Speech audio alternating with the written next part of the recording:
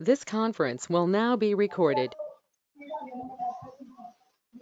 अद्य सोमवासरः अथवा इन्दुवासरः फाल्गुन कृष्ण नवमी दिनांक 5 एप्रिल 2021 क्विज पेपर क्रमांक पृष्ठ क्रमांक 2 शंखं चक्रं जलौकां दगदगदघटं चारुदौर्भिश्चतुर्भिः सूक्ष्मस्वच्छातिहृद्यां शुकपरिविलसन् मौलिमं भोजनेत्रं कालाम्भोदोज्ज्वलाङ्गं कटितटविलसत् चारुपीताम्बराढ्यं वन्दे धन्वन्तरिं तं निखिलगदवनप्रौढदावारीलम् प्रौढदावाङ्गीरम् ब्रह्मणो समारम्भामात्रेयाद्येषु पूजिताम् अस्मदाचार्यपर्यन्तां वन्दे गुरुपरम्पराम् आयुर्वेदरतं वन्दे माधवाख्यं महागुरुम् आयुर्वेदामृतं सर्वं शिष्येभ्यो यः प्रदत्तवान् द्रष्टाज्ञानी दृष्टकर्मा कृतकर्मा तथैव च अध्यापको विषक्श्रेष्ठो महान् संशोधकस्तथा गुणैरेतैः समुदितैः यत्कार्यं कृतमोऽभ्यसः समृद्ध्यर्थं हि कार्यस्य वयं नु प्रयतामहे सरस्वत्यै नमो यस्याः प्रसादात् पुण्यकर्मभिः बुद्धिदर्पणसङ्क्रान्तं जगदध्यक्षमीक्षते आत्रेयं प्रथमं वन्दे आयुर्वेदजगद्गुरुम् आयुर्वेदामृतं सर्वं गृहीत्वा हि सुरेश्वरात् अग्निवेशादिकेभ्यो यत्र यच्छत्नं सत्तमः प्रथमं तन्त्रकर्तारम् अग्निवेशं नमाम्यहम्।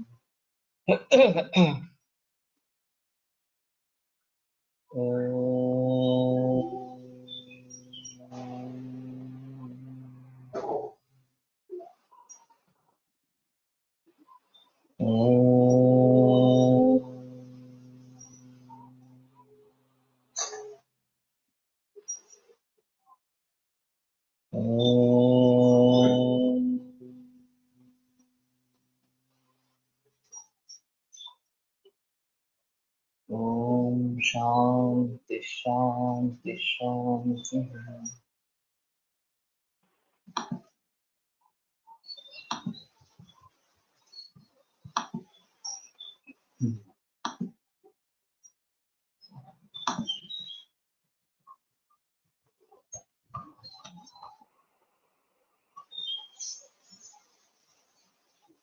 तो कल मैं बात कर रहा था तो फूड इंडस्ट्री के बारे में बोल रहा था, उसी को लेकर थोड़ा आगे जाएंगे और फिर केस की तरफ फिर से मुड़ेंगे। तो बेसिकली जैसे मैंने कहा कि स्त्री मुक्ति आंदोलन से इसकी शुरुआत थोड़ी सी हुई है और घर में खाना बनाना कम कम इस प्रकार का होता जा रहा है। जो खासियत है वो भी हमारी निकल इस प्रकार से जा रही है और सभी प्रकार के पदार्थ बाजार में आसानी से उपलब्ध हो रहे हैं और फिर उसमें एडिक्शन निर्माण करने वाले भी कुछ अंश डाले जाते हैं जिसके वजह एडिक्शन किए जाते हैं। और फिर भी ये और बात है कि विज्ञापन बहुत तरीके से किए जाते हैं तो उससे टेम्पटेशंस ये बढ़ते हैं। अब इसमें सुधार कैसे लाए, ये एक अहम मुद्दा इस प्रकार का है। तो मेरा मंतव्य है कि अभी कोविड-19 की सिचुएशन में खास करके इम्यूनिटी का जिक्र करना आवश्यक इस प्रकार का हो गया है। अब तक लोग उसको ज्यादा तरीके से मानते नहीं थे, लाइफस्टाइल फूड हैबिट्स के बारे में उतना सोचते नहीं थे। पिछले लॉकडाउन में शुरू में तो इसका गलत फायदा उठाया गया कि परिवार के सभी सदस्य घर पे हैं तो बहुत सारी चीजें घर पे बनती रही और लोगों ने उसका आनंद उठाया। लेकिन अब वो सिचुएशन नहीं रहेगी। एक हैंगिंग स्वॉर्ड हमारे सर पे है कि हम में से किसी को कोरोना हो जाए तो क्या करेंगे इस प्रकार से। हाँ।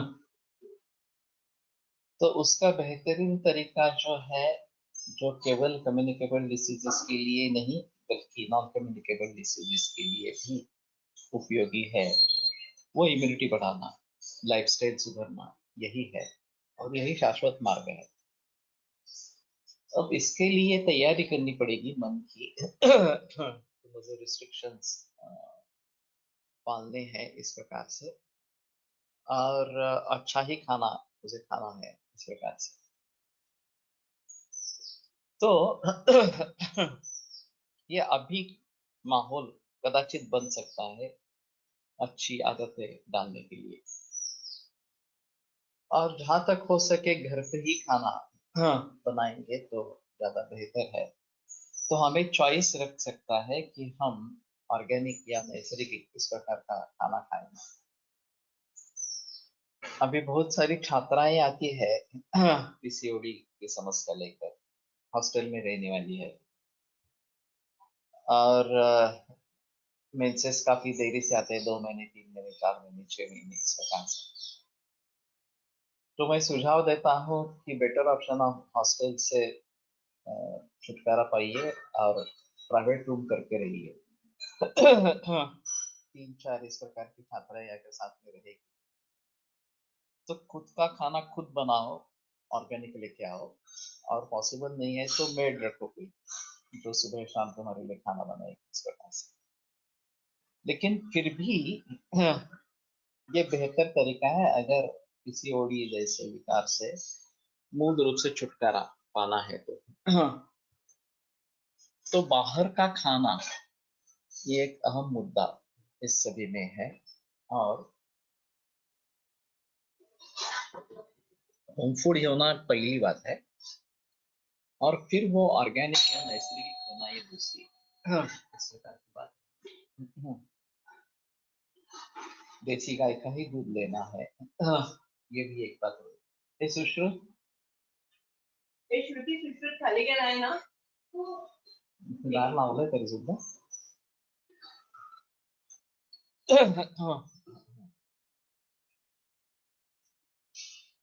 तो इसमें सामाजिक परिवर्तन लाना बहुत जरूरी इस प्रकार का। तो जैसे मैंने कहा था कि वड़ा पाव सस्ता मिलता था और रोटी सब्जी महंगी है इस प्रकार से, तो लोगों की नेचुरल प्रवृत्ति वड़ा पाव खाने की होती है क्योंकि वो टेम्पटिंग भी है इस प्रकार। तो उसमें अगर परिवर्तन लाना है तो हमें रोटी सब्जी में दिलचस्पी निर्माण करनी पड़ेगी, और यही हमारे लिए फायदेमंद है दीर्घकाल के लिए, ये सोचना चाहिए इस प्रकार से। अभी जिन लोगों ने इस तरीके से बहुत सारा पैसा कमाया है वो शायद इसमें इनिशिएटिव ले सकते हैं, क्योंकि मैकडोनाल्ड हो, केएफसी हो, वो अगर इस प्रकार का फ्रेश खाना आरंभ करेंगे तो शायद उनकी एस्टेब्लिशमेंट बहुत जगह पे है, सिर्फ उनकी मानसिकता बदलनी चाहिए। नहीं तो दूसरे किसी को ये चैलेंज स्वीकार करके इसमें उतर जाना चाहिए। और इसमें शुरू में तो बहुत पैसा ज्यादा लगेगा, एडवर्टाइजमेंट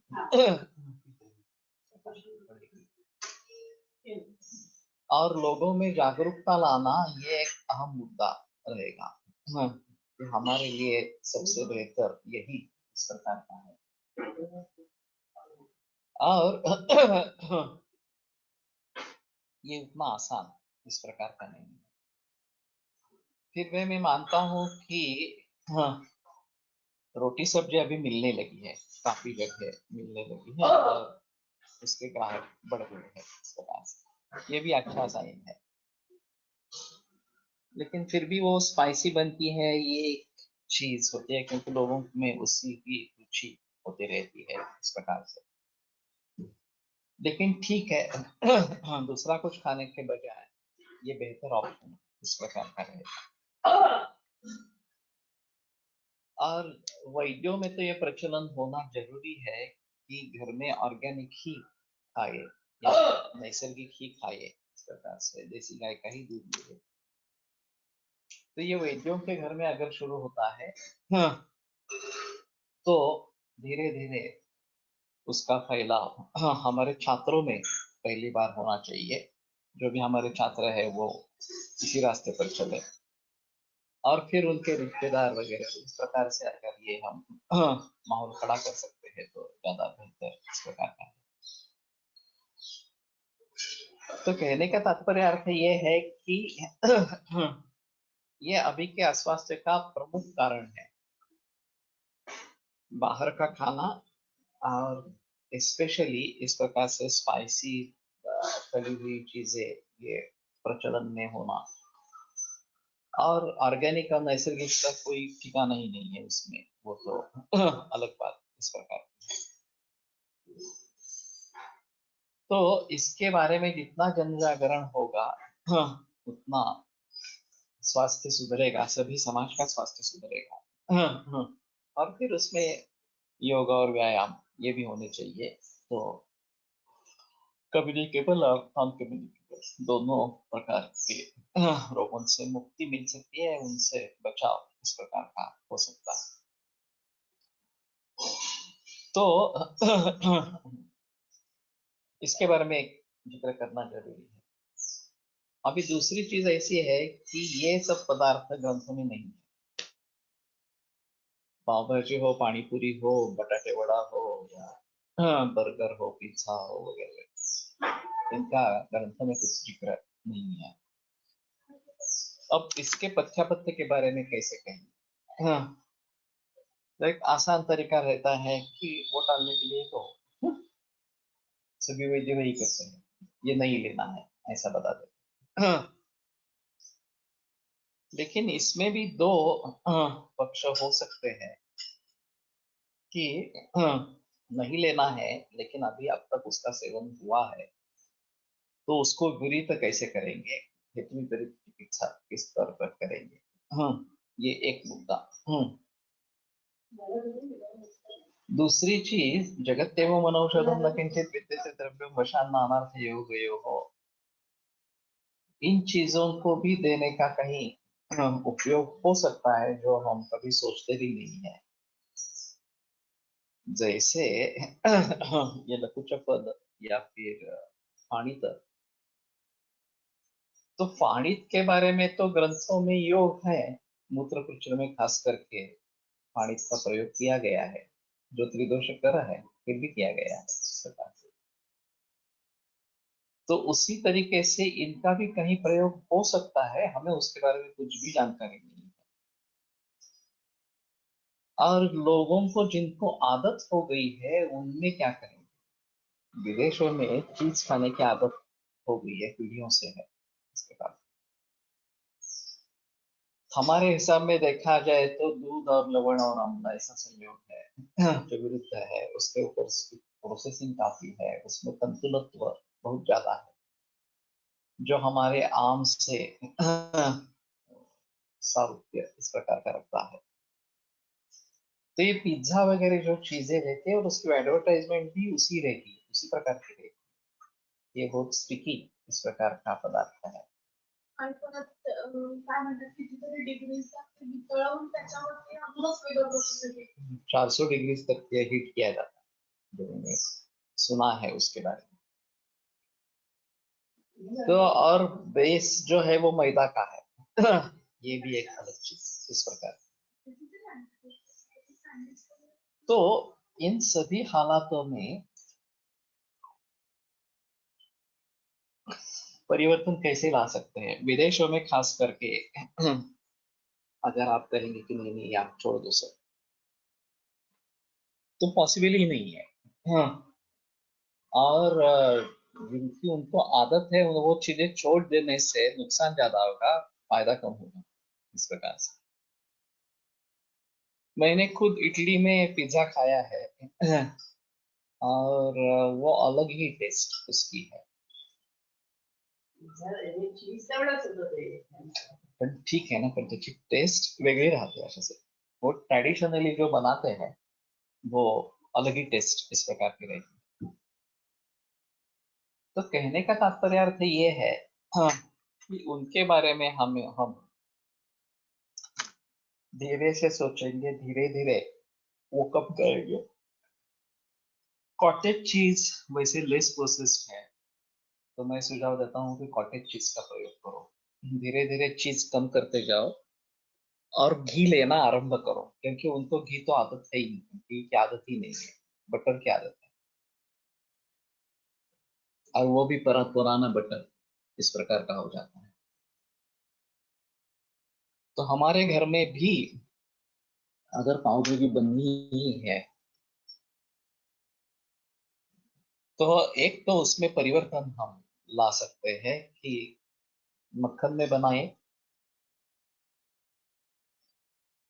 या फिर घी में बनाए, इस प्रकार से, और ताजा मक्खन हो। हाँ, ये सबसे अहम चीज है। और स्मैश करने पर सभी सब्जियां एक जैसी ही है, उसमें जो टेस्ट है वो तो मसाले की टेस्ट है। तो दूधी का, लौकी का प्रयोग करके अच्छी पाव भाजी बनती है। टेस्ट तो मसाले की ही है, उसमें कोई प्रॉब्लम नहीं है। तो आलू के बजाय लौकी का प्रयोग कर सकते हैं। उसी प्रकार पानी पूरी भी, अभी मैंने सुना है कि राहत पेट में या आटा उसका मिलता है, हम घर पे पूरियां बना सकते हैं इस प्रकार से। तो ये बेटर चॉइस है। पुऱ्या मिळतात आटा मिळतो, तो फक्त तळायच्या का पुऱ्या तयार मिळतात? पुऱ्या मिळतात तयार, हाँ हाँ, पापड़ी पापड़ असतात ना तशी। हम्म, अच्छा, पूरी मिलती है, हाँ, तैयार, लेकिन वो सिर्फ तलनी है इस प्रकार से। और फिर उसमें कोकम का शरबत या कोकम का पानी, ये लवण भास्कर और मूंग ऐसा डालेंगे तो टेस्ट अच्छी आती है। हाँ। तो जो प्रचलन में चीजें हैं उनमें सुधार कैसे ला सकते हैं, ताकि हम उसके गुणधर्मों के बारे में बता सके थोड़ा सा, और उनका अहितकारित्व कम हो जाए, ये एक तरीका हो सकता है। और दूसरा तरीका, जैसे मैंने कल कहा कि कंपटीशन, स्पर्धा ये रखे, जो ग्रंथों में जिनके बारे में बताया गया है उन पदार्थों को निर्माण करना और उसको पॉपुलराइज करना, ये दूसरा तरीका हो सकता है।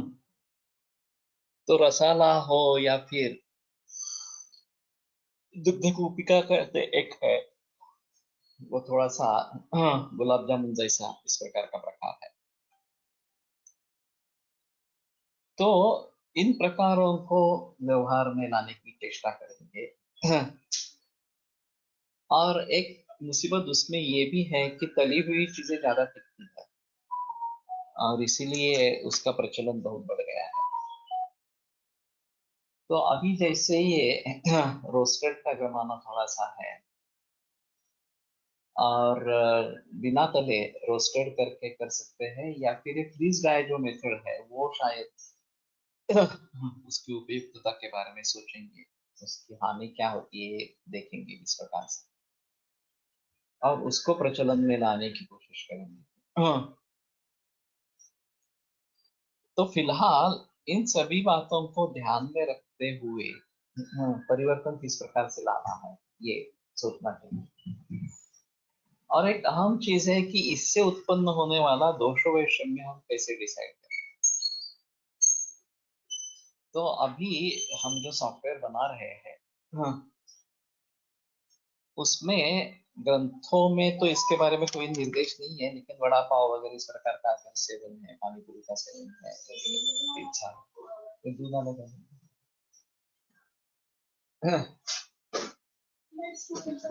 हाँ,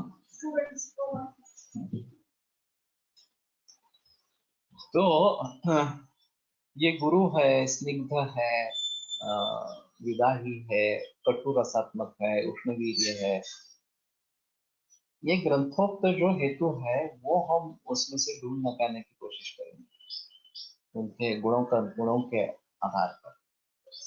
बटाटे वड़ा ले लिया तो उसमें घटक द्रव्य कौन कौन से हैं? आलू मेन है और चनक ये मेन है। तो ये तो वातल है, इसके बारे में संदेह नहीं है। फिर भी लहसुन, मिर्च और प्याज, अदरक, ये उसको काउंटरैक्ट करने वाले पाचन स्वरूप के इस प्रकार के हैं। फिर भी तला हुआ होता है तो विदा ही इस प्रकार का बन जाता है। और कौन सा पदार्थ ज्यादा रहेगा उसके आधार पर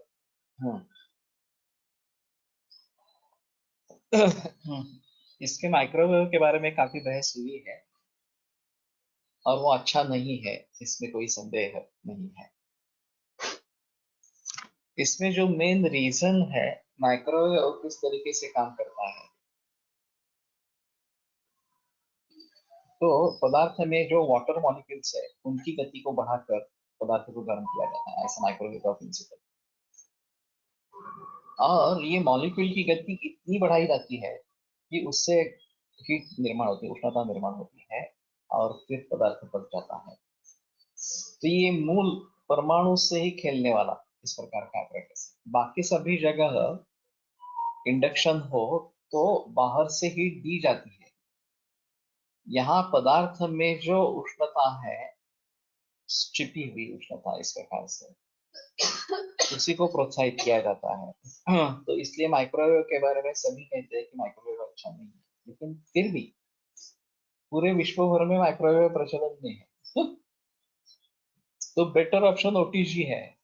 अगर आपको कुछ गर्म करना ही है, इस ग्रिल करना है वगैरह, भर्जन करना है, तो ओटीजी है। भर्जन करने के लिए वैसे सौर सूल ज्यादा अच्छी है, सोलर जो है वो डिवाइस।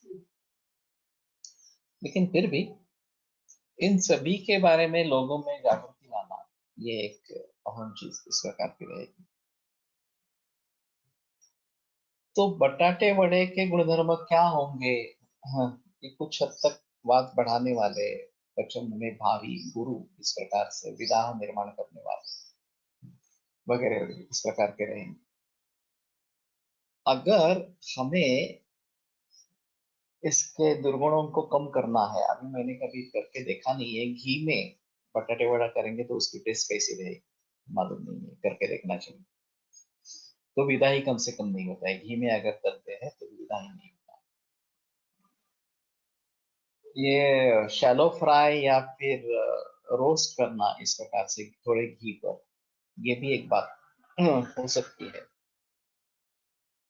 और फिर आलू के जगह और कुछ डाल सकते हैं क्या, उसके बारे में थोड़ा सोच सकते हैं। या जो बाहरी कवरिंग है वो मूंग दाल से बना सकते हैं क्या, ये भी एक अलग चीज इस प्रकार के है। तो कहने का तात्पर्य अर्थ है कि उसकी हानिकारकता जिस प्रकार से हम कर पाएंगे, वो कम कर पाएंगे, वो थोड़ा देख सकते हैं। और उसको काउंटरएक्ट करने के लिए उसके साथ में जो भी लेना है उसके बारे में भी थोड़ा सोच सकते हैं। जैसे कि आंवले का मुरब्बा उसके साथ में अगर लेते हैं, या तली हुई मिर्च तो नहीं लेनी है, लेकिन खजूर का बना हुआ अचार वगैरह इस प्रकार का कुछ अगर कर सकते हैं, तो जिससे उसका विदाह, उसका उष्ण तीक्ष्ण वीर्य कम हो जाए, उसके बारे में अगर हम सोच सकते हैं तो एक अहम चीज इस प्रकार की रहेगी। अच्छी लगती है घी में बने बटाटे वड़ा की टेस्ट, पर गरम खाए तो ही, ठंडा होने पर घी जम जाता उस पर, फिर नहीं खा पाते। ओके,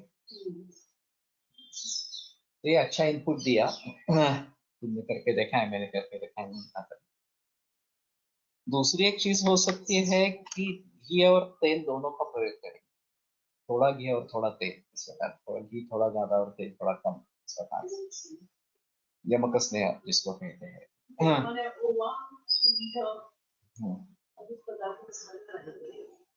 उसमें ओवा, अजवाइन या सौंठ ये भी डाल सकते हैं। तो उसके बारे में सोच सकते हैं। तो घी जम जाता है ये तो है, तो मेरे ख्याल में थोड़ा सा अगर ये घी और तेल दोनों का प्रयोग करेंगे तो शायद थोड़ी बात बनेगी। गुलाब जामुन भी घी में बनाते हैं तो उस पे घी जम जाता है, लेकिन रिफाइंड ऑयल में करते हैं तो ये बात नहीं होती इस प्रकार से। एक बीच वाला फासला घी और तेल दोनों में थोड़ा फ्राई कर दे तो शायद, मालूम नहीं, गुलाब जामुन भी थोड़ा इस प्रकार का होगा। तो स्पर्धाओं में ये भी एक बात रहेगी, आयुर्वेद छात्रों के लिए जो स्पर्धा रहेगी, कि जो प्रचलन में पदार्थ है उसमें किस प्रकार से मॉडिफिकेशंस कर सकते हैं।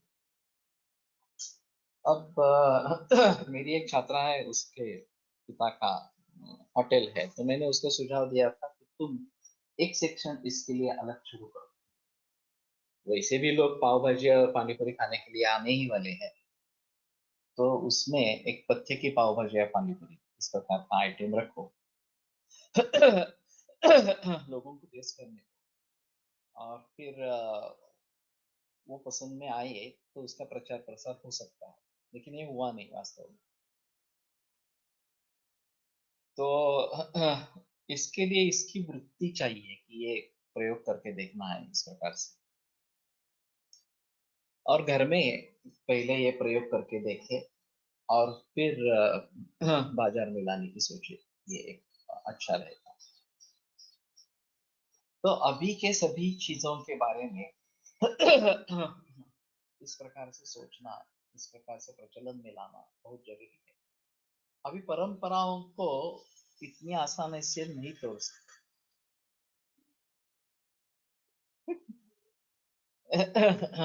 Kindly explain how refined oil रखी खाना।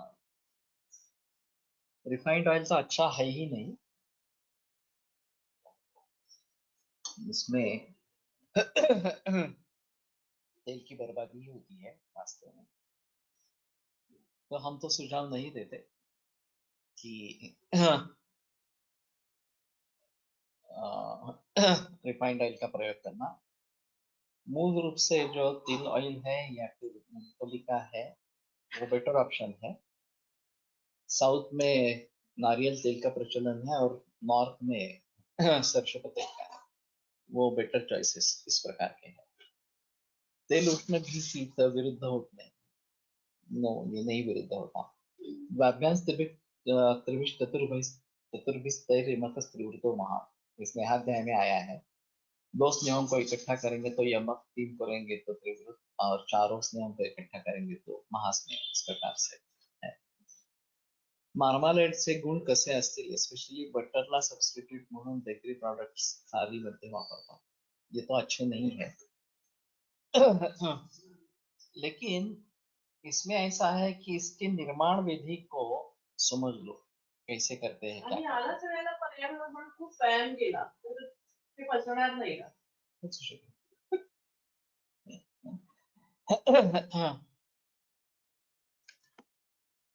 अगर इसके निर्माण विधि के ते एवढं हे केलंय आहे ना, म्हणजे जड विरुद्धम खाण्यात विरुद्धम आलं. बरोबर।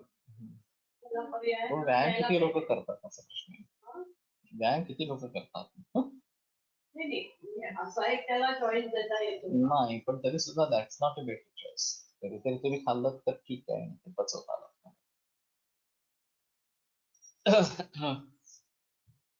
तो मेरा तो अभी मंतव्य है कि स्वस्थवृत्त का एक हिस्सा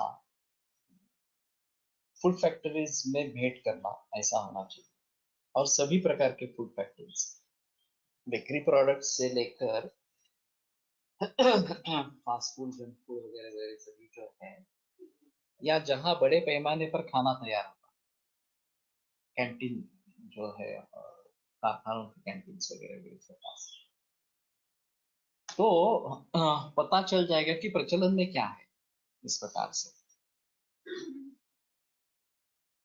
हाँ, और फिर उसमें सुधार लाने की किस प्रकार के कोशिश करेंगे, हाँ, ये सोच सकते हैं, लेकिन ये जरूरी है वास्तव में इस प्रकार से।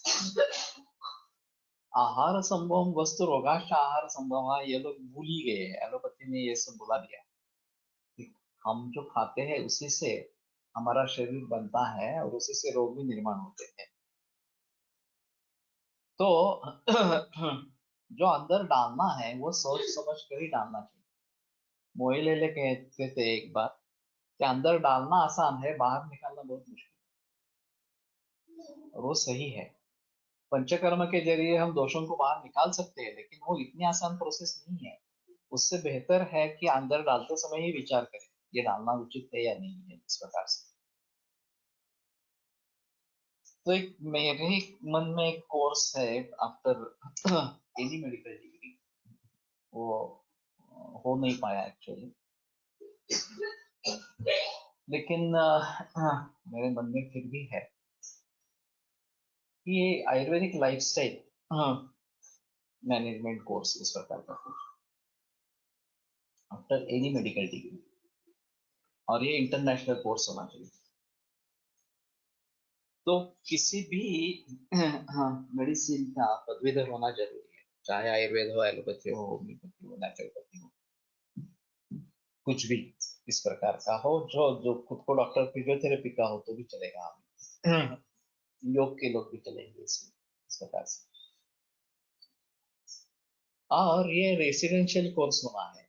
हाँ, और जो पूरी आयुर्वेदिक लाइफस्टाइल है वो उनको करनी है, ब्राह्मी मुहूर्ते उत्तिष्ठेत वगैरह जो इस प्रकार से बताया गया है। और उसमें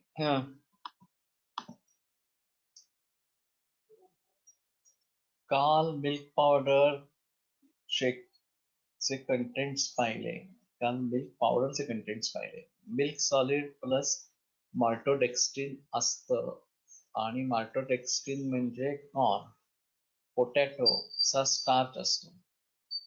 ही मिल्क पावडर 120 रुपये केजी ने बाजारात मिळते। आयडियल मिल्क पावडर बनवायला 9-10 लिटर दूध लागतं।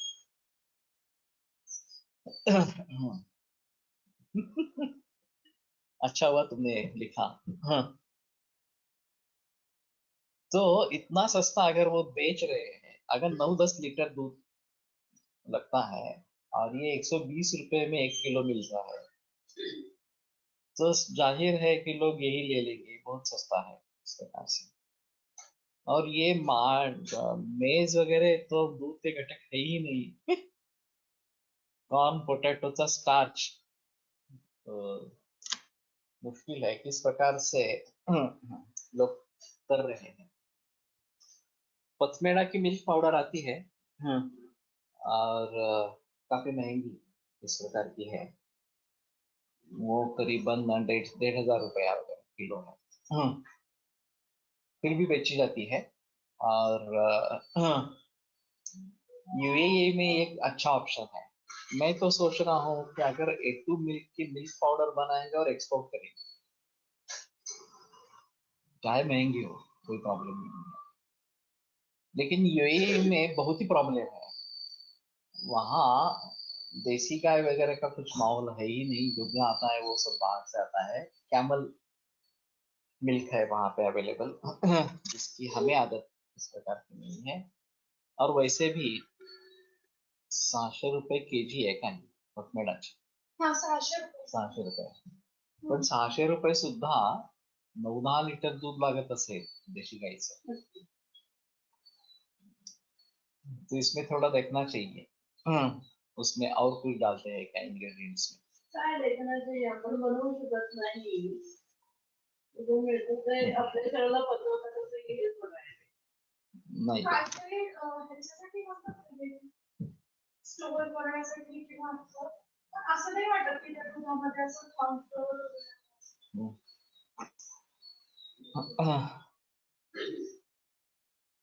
प्रोसेस काय आहे आपल्याला माहिती। धर्मार्थ ट्रस्ट असल्याने स्वस्त आहे, तो ठीक है। लेकिन इसके लिए गायों की बहुत ज्यादा जरूरत है। अभी कोकण में मैं गया था, तो जिंदाल का एक सोशल वर्किंग ग्रुप है, उन्होंने एस्टेब्लिश किया। और वो ऑर्गेनिक फार्मिंग के लिए प्रोत्साहित कर रहे हैं किसानों को। हाँ, उन्होंने हमारे इलाके में करीबन 60 से 70 गायें, गिर गाय लेने के लिए लोगों को जिक्र किया है, और वो सब्सिडी देते हैं 20,000। अभी 60-65 हजार गिर गाय की कीमत है, तो ये सब्सिडी छोड़कर उनको 40-45 हजार और लाने का खर्चा वो 3,000 कम से कम है एक गाय की, 3,500 है। तो करीबन समझो कि 50,000 की लागत होती है। और इनका कहना है कि ये कम से कम 8 लीटर दूध देती है, जो गाय वो खरीदते हैं वो 8 लीटर दूध देती है। और उनका अभी 80 रुपयाला शंभर रहना है। ओके, तो अभी ये बात हो सकती है कि उनका कहना है कि एक गाय घर में आ गई तो जीवामृत वगैरह बनाकर खेती में परिवर्तन आ सकता है उस किस्म के। तो थोड़ा थोड़ा ऑर्गेनिक इसमें शुरू हो जाएगा। अभी जो पूरा रासायनिक कर रहे हैं उसमें बदलाव इस प्रकार का आएगा। और फिर वो अर्थवर्म के लिए भी इस प्रकार अंशिक योगदान देते हैं 10,000 रुपए का। गोबर गैस प्लांट बनाने के लिए भी इस प्रकार का योगदान देते रहते हैं। तो फिलहाल परसों ही उसके बारे में चर्चा हुई, और वो बता रहे थे कि वो कैंसर का सेंटर खुलवाना चाहते हैं। इस्कॉन वाले बराच माल पथमेडाकडून बल्कमध्ये घेऊन रिपॅक करून विकतात, असे पथमेडाच्या ऑफिस मधून कळले। ठीक है। इस्कॉन की खुद की भी गायें हैं, बेलगांव में उनका प्रकल्प है देसी गायों का, और वो उसकी भी देखभाल करने वाले आशय गोविंद दास वो मेरे पेशेंट रह चुके हैं। तो उनके प्रयास चल रहे हैं, इस्कॉन के प्रयास चल रहे हैं, उसमें कोई प्रॉब्लम नहीं है। तो कम से कम इस प्रकार से अगर करेंगे तो मेरा सुझाव अभी ऐसा था, लोगों को ये जो दूध है वो भली भांति बिकता नहीं है, उसकी इतनी प्राइस नहीं है कि अगर ये दूध हम डेयरी में डालेंगे तो 25-30 रुपए से आगे भाव नहीं मिलेगा देसी गाय का होने पर। अभी इनकी प्रचलन से 60 रुपए तक उनको भाव मिलने लगा है देसी गाय के दूध को। और ये जिंदाल के जो रेसिडेंशियल एरिया है वहीं पे 60 रुपए से जा रहा है अब। लेकिन अगर इस प्रकार का प्रोडक्शन बढ़ेगा तो शायद इसके बारे में सोच सकते हैं कि दूध पाउडर बनावे इस प्रकार से। वैसे घी भी बना सकते हैं, और अगर कम से कम 6 लीटर दिन दूध प्रतिदिन आता है तो 180 लीटर एक महीने का बन जाता है, उसमें 6 किलो घी बनता है। और उस 6 किलो घी की प्राइस शहरों में बिकेंगे तो 1,500, 2,000, 2,500 कितनी भी हो सकती है। तो ये निश्चित रूप से उनको उत्पन्न होगा इस प्रकार से। तो मैं इसके बारे में सोच रहा हूँ, अगर एक फ्रीज ड्राई है, स्प्रे ड्राई मेथड से पाउडर बनती है 1 मिनट लगा के, तो उसमें क्या करते हैं, फैट पहले अलग कर देते हैं वो क्रीम निकालते हैं दूध का, और वो क्रीम को कर्डल करके फिर उसका घी बना सकते हैं। और दूध पाउडर जो है, मिल्क पाउडर, वो पानी डाल के उसका मिल्क बनेगा। लेकिन इसमें ये नहीं रहेगा कंटेंट, फैट कंटेंट नहीं रहेगा, तो ऊपर से उसमें फैट डालना पड़ता है ऐसा।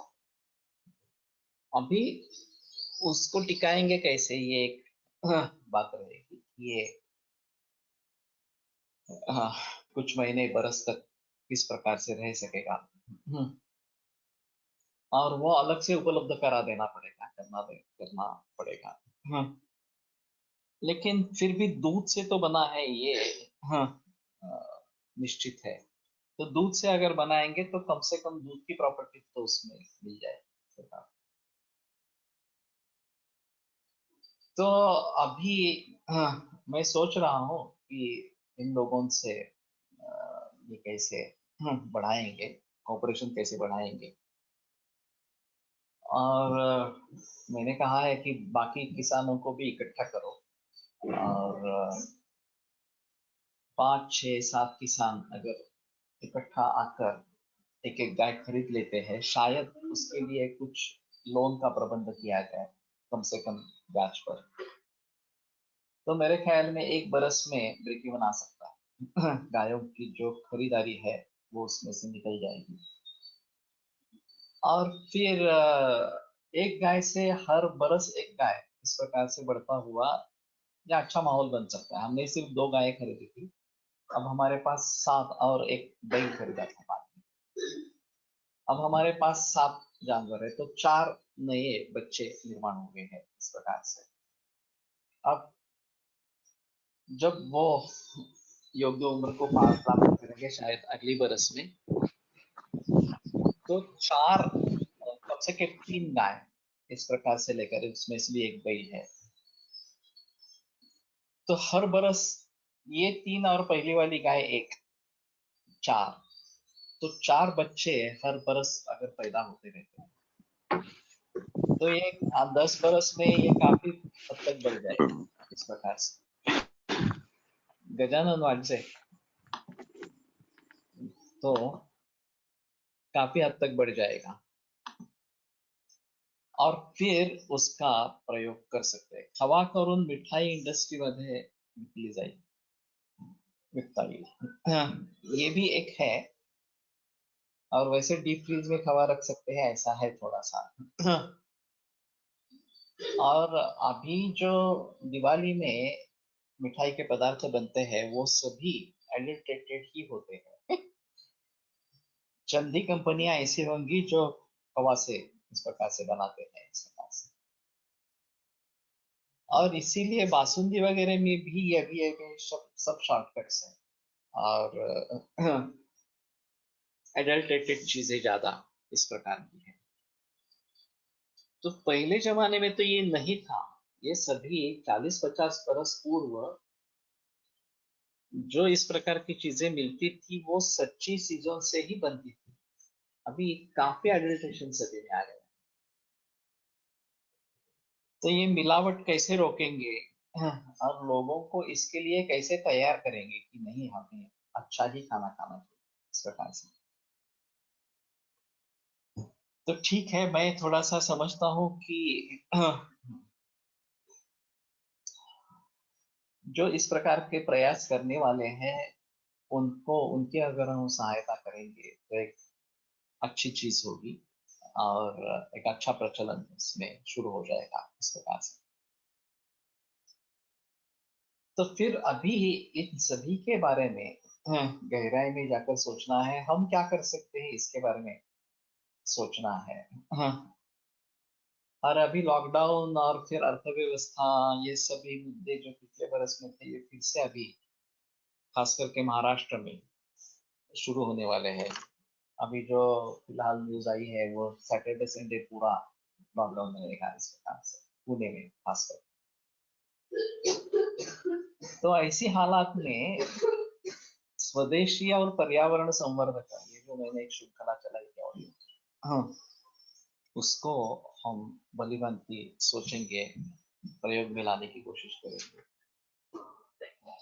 तो एक अच्छा माहौल खड़ा हो सकता है इन सभी के बारे में। मैं खुद इस तरीके से कुछ प्रयास कर रहा हूँ, जैसे कि कुष्मांड वहां पे अच्छा होता है, हाँ, तो कुष्मांड से ये कोहड़ा, इसका सांडगे, हाँ, इस प्रकार के बना के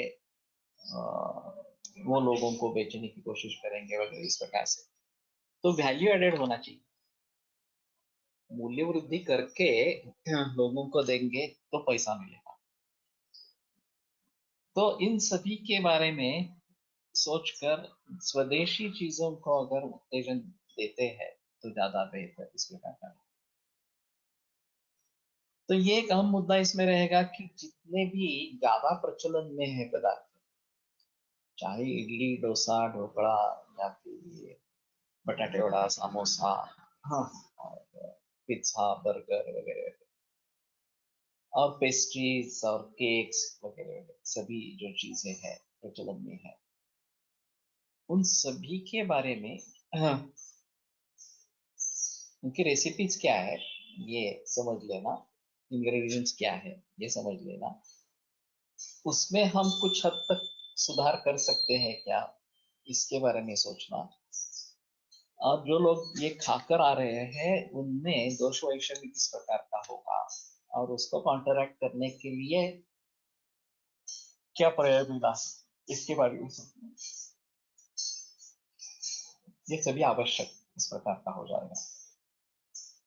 तो मेरा अनुरोध है, इसमें जितनी भी गृहिणियां हैं, हाँ, हमारे ग्रुप में, और जिनको इसमें दिलचस्पी है, जैसे अभी कविता अग्रवाल ने कहा कि उन्होंने घी में तल के देखे हैं इस प्रकार से, तो वो अपने अनुभवों को शेयर करें। हाँ, मैं एक सोच रहा हूँ कि हमारी एक ऑनलाइन मीटिंग अलग तरीके से बनाएंगे, हूस हू करके, कि मुझे भी पता नहीं है कितने लोग इस ग्रुप में है, हाँ, नियमित रूप से जो है इस प्रकार से, और वो क्या कर रहे हैं, प्रैक्टिस कर रहे हैं, कॉलेज में सिखा रहे हैं इसके बावजूद, या गृहिणी है, या फिर और कोई इस प्रकार की चीजें है, हाँ, तो और बेसिक क्वालिफिकेशन क्या है, ग्रेजुएट है, पोस्ट ग्रेजुएट है वगैरह इस प्रकार से, और प्रैक्टिस कर रहे हैं तो कितने बरस से प्रैक्टिस कर रहे हैं। तो एक गूगल का फॉर्म पहले भी बनाया था, नहीं तो एक बार फिर से बनाएंगे, और फिर वो सब भी में सर्कुलेट करेंगे, और उसके आधार पर एक संगोष्ठी हो सकती है।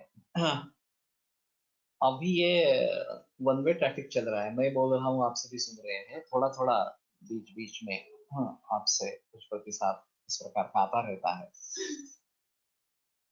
लेकिन इससे भी बेहतर अगर प्रतिसाद मिलेगा तो ज्यादा अच्छा रहेगा, इनपुट्स तुम्हारे तरीके से भी अच्छे तरीके से आएंगे तो भी अच्छा रहेगा। और तुम क्या कर सकते हो इसके बारे में, हाँ, बताना है। किसी की खेती है, घर में देसी गायें हैं, तो उसके बारे में भी जिक्र करना है, कहाँ पे है, कितनी गायें हैं, क्या फसल क्या क्या होती है वगैरह।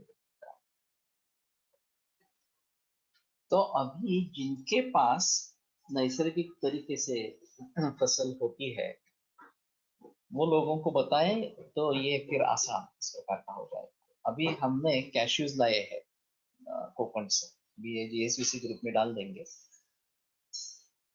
और ये पूरा नेचुरल कैश्यू है, और जिनको खरीदना है उनके बारे में बहस करेंगे। तो नेचुरल प्रोडक्ट्स अगर इस प्रकार की मिलती है तो वो बेहतर ऑप्शन इस प्रकार का रहेगा। तो मैं अभी सोच रहा हूँ कि हम पूरे सदस्य जो है, इस ये जो ग्रुप है उसके बारे में सोचेंगे, और अगर सीवियर लॉकडाउन इस प्रकार का हो जाता है, कि घर में ही बैठना है, अभी अगले सैटरडे संडे को घर में ही बैठना है, कहीं जाना नहीं है इस प्रकार से,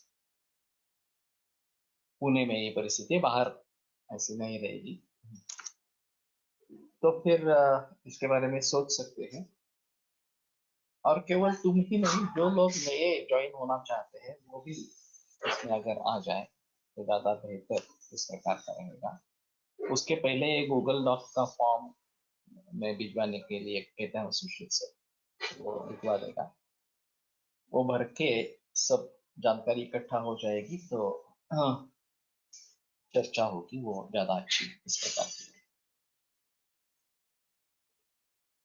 तो अभी ये जो प्रचलन में पदार्थ है उनके बारे में कैसे सोचना है, उनमें परिवर्तन कैसे लाना है, और के जरिए आहार में किस प्रकार से परिवर्तन करने हैं, ये एक अहम मुद्दा इसमें रहेगा। आगे का जो है वो एक एक स्कंध को लेकर, भाकरी पोळी फुलका भात, ये मधुर स्कंध इस प्रकार में है। और शिरा साखर गुड़ खीर काकड़ी केळी पेरू द्राक्ष इतर गोड पदार्थ जांजे, तो ज्यादातर ये प्रचलन में है। हाँ, लेकिन जैसे मैंने जिक्र किया था कि रोटी ज्यादा और सब्जी कम खाने वाला ज्यादा अच्छा है, तो एक मधुर प्राय हो जाता है इस प्रकार से। और अगर मीठा खाते ही है हर रोज, तो एक अलग माहौल बन जाएगा। एक अजीब अनुभव मैंने देखा था कि घर में परिवार में 4 सदस्य थे, पति पत्नी और दो, एक लड़का एक लड़की। चारों एक ही बिस्तर पर सोते थे। हाँ, बड़ा पलंग था। और फिर जो औरत थी उसी को कुछ कीड़े काटते थे, और दिखते थे, ऐसा नहीं था, बांस नहीं था, दिखते थे, छोटे छोटे रहते थे। और चारों साथ में सोए हैं, फिर भी सिर्फ उसी को तकलीफ होती थी। तो मैंने कहा तुम मीठा खाती हो क्या? तो बोले हाँ, हर रोज मीठा खाती, मुझे मीठे के बगैर चैन ही नहीं होती इस प्रकार से, तो कुछ ना कुछ खा ही लेती हूँ इस प्रकार से। मैंने कहा ठीक है, एक काम करो, एक हफ्ते के लिए मीठा मत खाओ, हर रोज करेला की सब्जी खाओ। तो वो तैयार नहीं थी, फिर भी बोली कि ठीक है, करके देखती हूँ इस प्रकार से। और जैसे मैंने उसने वो शुरू किया, वो काटना बंद हो गया। फिर एक हफ्ते में वो बोली कि नहीं, अभी तो मुझे कुछ काटना नहीं है। पंचतंत्र में एक मंदविसर्पिणी युका करके कथा है। ये बड़ा अजीब है। एक युका, हाँ, और एक मक्कुण, दोनों की कथा है।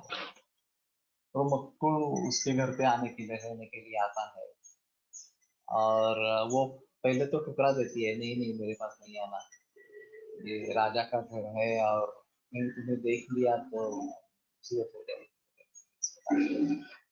लेकिन वो कहता है ये यहाँ गच्छ ग्रहण तस्मात् चरा दृश्यते, मेहमान की इस प्रकार की खातिर नहीं, मेहमान को तो मेहमान जैसे ट्रीट करना चाहिए। और फिर उसमें वो बताता है कि राजा बहुत अच्छे मीठे पकवान में इसका खाता है, तो इसका फूड बहुत मधुर होगा, तो उसकी लालच में मैं यहाँ पे आ गया, तुम तो खा रही हो उसका दूध, तुम चूस रही हो, तो मधुर रस है। तो ये कथा मैंने पढ़ाई थी पंचतंत्र जब पढ़ाते थे, तो मुझे लगा कि हाँ, ये अच्छी बात हो सकती है कि वो कीटकों को क्यों अट्रैक्ट कर रही है, तो ज्यादा मीठा खाना खा रही है, इसलिए कीटकों को अट्रैक्ट कर रही है। और वो बंद करने से हाँ, काफी इम्प्रूवमेंट उसमें आ गई। तो मधुर रस के अति सेवन से अग्निमांद्य, ये दो अहम चीजें हैं। विशेषतः गुड़ सेवन से कृमि लगने की संभावना ज्यादा है। नातुश्लेष्म करो धौत शत्रु, तो धौत जो गुड़ है वो नातुश्लेष्म कर और सुष्ट मूत्र वगैरह इस प्रकार का बताया है। और दूसरा प्रभु तक में वज्रासन वेदो मांस हाँ, नाही ते एकदा याच्यात विचारायला पाहिजे। जो गुड़ बनता है जहाँ पे, वहाँ धौला हुआ गुड़ ये क्या चीज थी, धौत गुड़ क्या है, ये एक बार पूछना चाहिए, मालूम नहीं है इसके बारे में। लेकिन कुछ ना कुछ परंपरा होगी जिसके आधार पर ये धौत गुड़ इस प्रकार का प्रयोग आया है। तो इस प्रकार का गुड़ सेवन अगर है, तो कृमि के बारे में अवश्य सोचना है। और फिर कृमि में चिकित्सा से वहां काफी अच्छा सुधार आता है। ताई राजवाड़े ने एक केस बताई थी, 5 बरस का लड़का था और शिरश्रिल की शिकायत, सभी इन्वेस्टिगेशन हुए, कुछ ध्यान में नहीं आया। फिर सभी ने बता दिया कि ये साइकोलॉजिकल है और वो कुछ बहाना ढूंढता है, इसलिए सर दर्द का बहाना करता है वगैरह। तो फिर ये ताई राजवाड़े के पास चिकित्सा के लिए आई। उसने कुछ सोचा नहीं था, फिर भी जो दवा दी उन्होंने उससे कृमि निष्कासन हुआ। और जैसे कृमि निकल आया सर दर्द बंद हो गया। उन्होंने डायग्नोसिस तो नहीं किया था, लेकिन जो दवा दी उससे फायदा हुआ और कृमि निकल आए। और कृमि निकल आने से सर दर्द ठीक हो गया। मैंने एक लोनावाला में केस देखी थी, बहुत बरसों पहली बात है। ऐसी 7-8 वर्ष की लड़की थी और तमक श्वास की बीमारी थी। वास्तव में आई मेरे पास तमक श्वास के लिए, और अनूप देते वैसे लोनावाला। हाँ, लेकिन मुखवैवर्ण्य काफी था और देखती मेरा पहला इंप्रेशन कुर्मी ऐसा ही था, मीठा मीठा। तो मैंने पूरी दवा कुर्मी के हिसाब से दे दी, कुर्मी को सारा बच्चा पिला रहा। और फिर मुझे बाद में लगा कि मैंने नमक श्वास के लिए कुछ भी नहीं दिया। मैंने डोफिबुलारिस्ट एडिशन कर दी उसमें, और मैं वापस आ गया। हाँ, मैं वापस आ गया। अब आने पर मुझे ऐसा लगा कि मैंने वो आई थी तमक श्वास के लिए, और मैंने तमक श्वास के लिए ज्यादा कोई दवा दी ही नहीं है। तो अभी क्या होगा, उसको रिजल्ट मिलेगा या नहीं मिलेगा, मैं उलझन में था। 15 दिन के बाद जब मैं गया तो वो दिखाने के लिए आया और हंसती खेलती थी। और माँ ने बताया बहुत अच्छा रिजल्ट आया।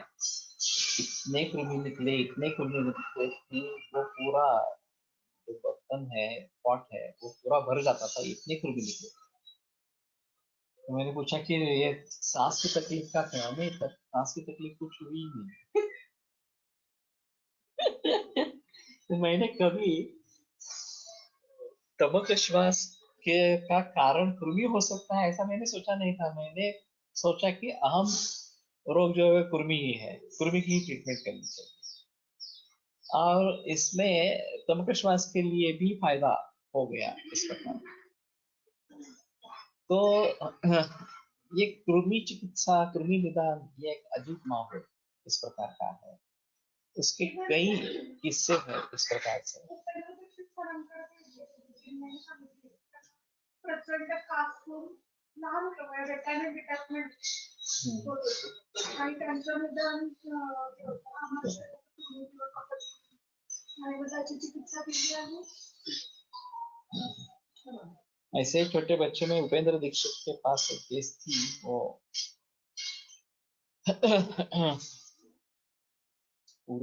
कास की प्रवृत्ति और उसके जरिए रिटाइनल डिटैचमेंट ऐसा हुआ था।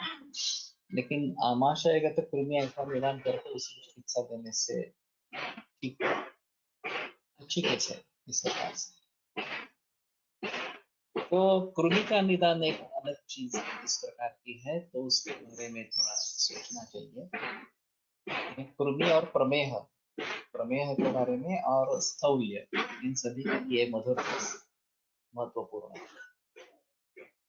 तो कल इसके बारे में बहस करें। आज देखते हैं।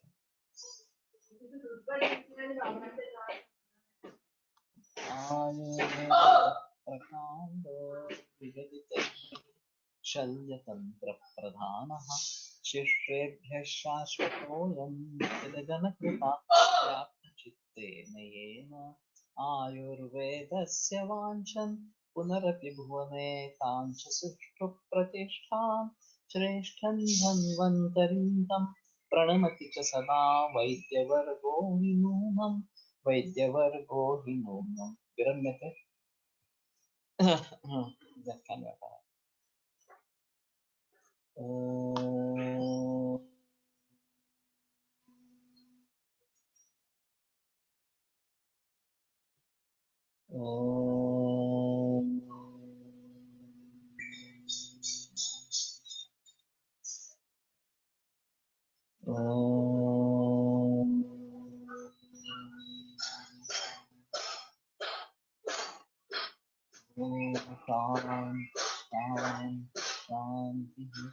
बंधत्व के लिए आई हुई केस कंप्लेंट्स में श्वासकोश होता है, लेकिन जैसे आपने कहा वैसे ही पूर्वी देखते ही दिख रहा था। उन्हें दुर्विघ्न चिकित्सा से श्वासकोश कम हो गई। तो ठीक है, अपने अपने इस प्रकार के अनुभव जरूर शेयर करें। विरम्यते व्याख्यान व्यापार